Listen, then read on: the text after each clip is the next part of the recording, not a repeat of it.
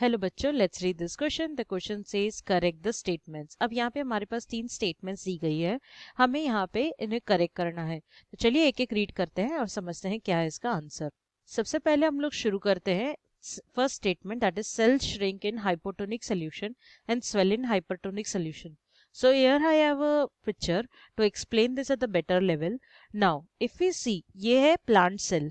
अब plant cell से हम लोग क्या समझेंगे कि सपोज अभी बाहर concentration of water is less, okay, and अंदर जो कॉन्सेंट्रेशन ऑफ वाटर है वो ज्यादा है, तो ऑटोमेटिकली क्या होगा, हमारा एक सिंपल सा रूल है, that is the things move from high to low.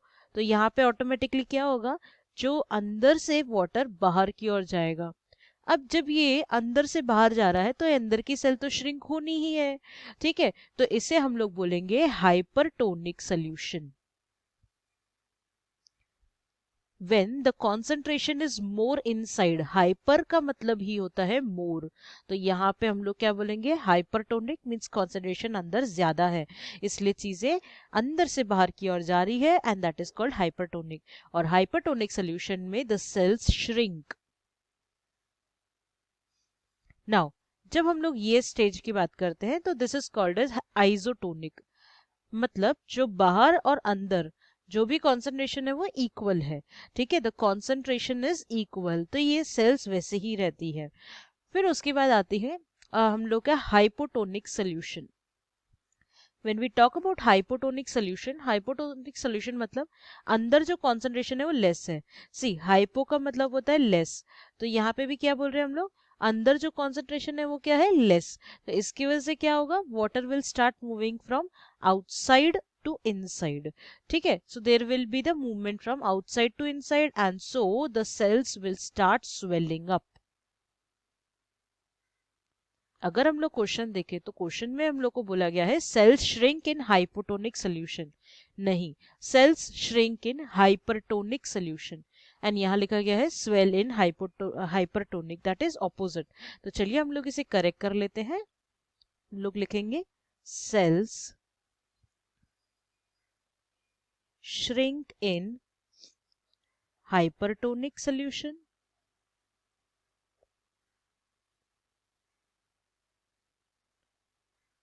and swell in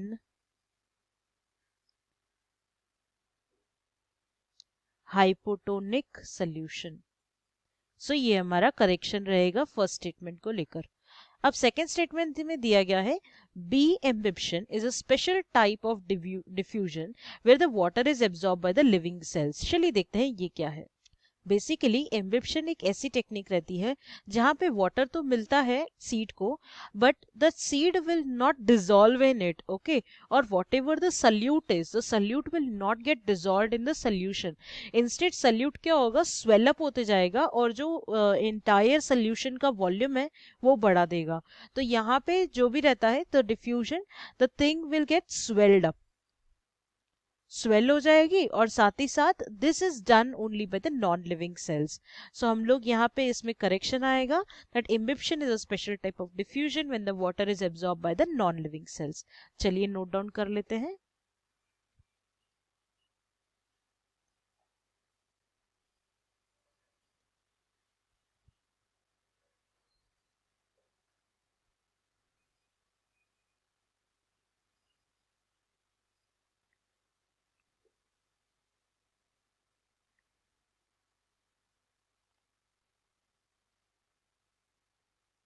absorbed by non living cells, यानी कि जैसे सीड रहती है हमारी, तो सीड में भी हम लोग जब पानी डालते हैं तो वो बर्स्ट हो जाती है स्वेल होके. So that is our answer. Now the last statement, that is most of the water flow in the roots occur via symplast. चलिए समझते हैं क्या है ये. So basically अगर हम लोग देखा जाए तो this is a typical root cell. अब रूट में क्या होता है, रूट का काम रहता है एब्जॉर्प्शन का. तो रूट्स क्या करते हैं, they try to absorb more and more water, but when they are trying, first of all they will try the apoplastic pathway, okay.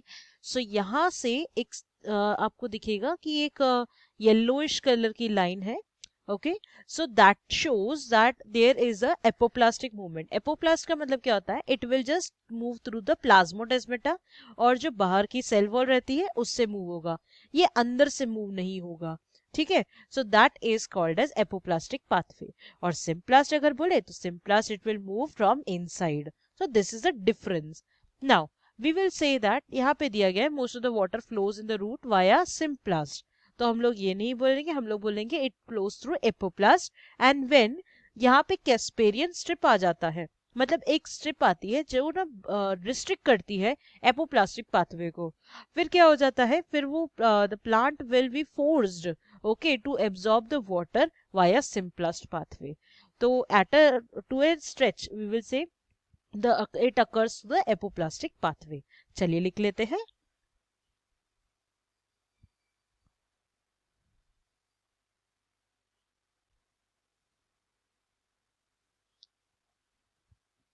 Occurs via apoplast. So this is our answer. I hope you have understood well. All the best.